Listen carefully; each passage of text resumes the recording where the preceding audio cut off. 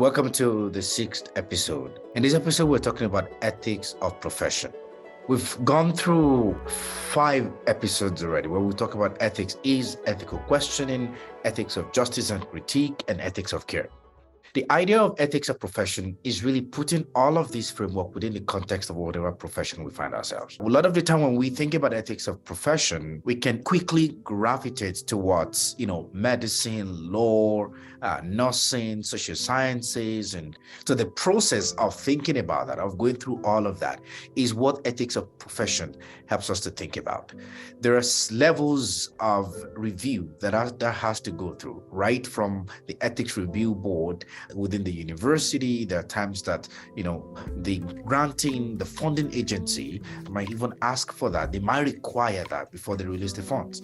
Now, it is important to know that this is nuance because there are times that, a lot of the review boards do not, in the bid to ensure that researchers don't do harm in their work in community and practitioners don't do, harm in their work in community despite their good intentions. There are times that folks that are on the ethics review board do not necessarily understand the kind of work that we're doing. And I'm speaking specifically in the context of arts-based research here. So what ethics of profession is offering us to think about is what are those peculiar ideas and protocols and thoughts and processes, procedures that we need to think about. In the context of working in Canadian University, we have to always turn to TCPS2, which is a guiding document on ethics that is helping us to think about what ethics meant. What does it mean to do research in an ethical way, good intention, welfare for the people, and all those kind of things. Summarily, ethics of profession, which and there's a lot that's been written about this in education leadership, by extension for us as artists, is the context in which we're working. It depends on the subject matter.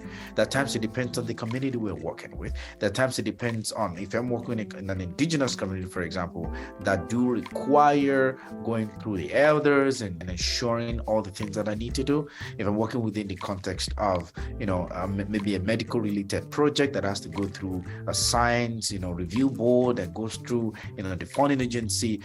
What ethics of profession is really bringing to the fore here is for us to think about ethics within the context of our profession, within the context of our work. That how is our work, our profession, advancing ethics? How is it supporting it? How is it supporting agency and social justice issues?